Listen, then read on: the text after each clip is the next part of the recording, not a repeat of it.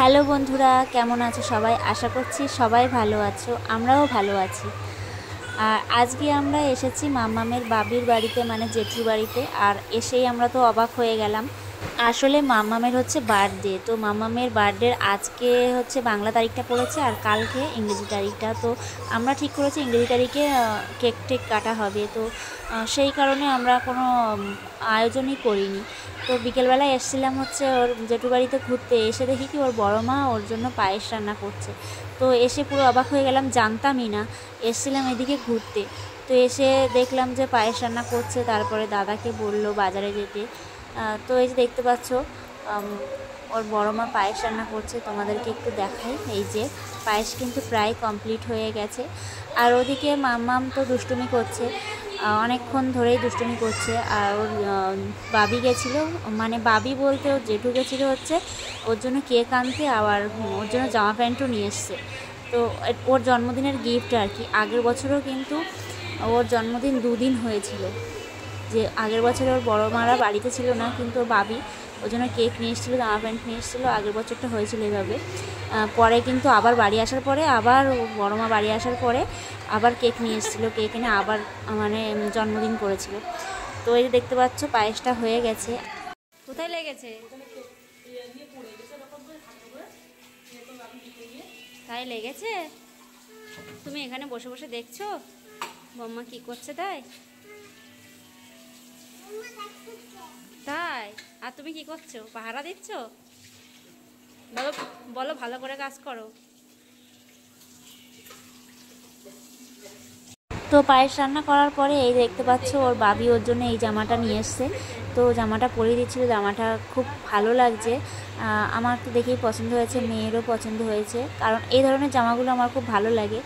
তো ওই জামাটা পরিয়ে দিচ্ছে। দেখো খুব আনন্দ, মানে ও খুব আনন্দ করছে আর কি।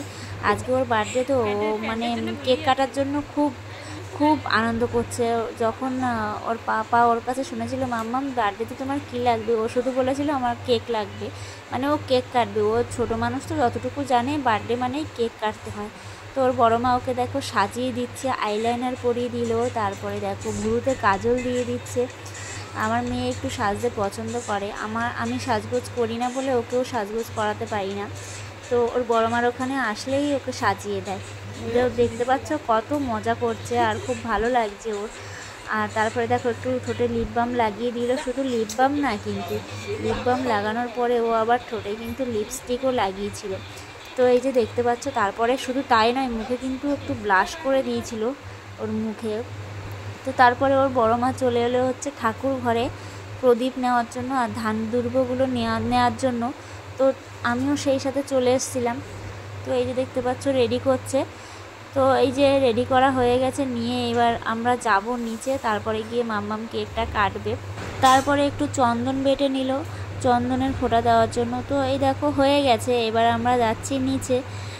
ঠাকুরঘরটা ওপরে 3 তলায়, তো সেই কারণে আমরা নিচে যাচ্ছি। এই যে আমরা নিচে চলে এসেছি, এবার হচ্ছে কেকটা কাটা হবে। আর রাশি দেখো দোলনায় দোল খাচ্ছে। রাশি হচ্ছে আমাদের সাথে আমাদের ওই বাড়িতে যাওয়ার কথা ছিল, সেই জন্য ও এসছে।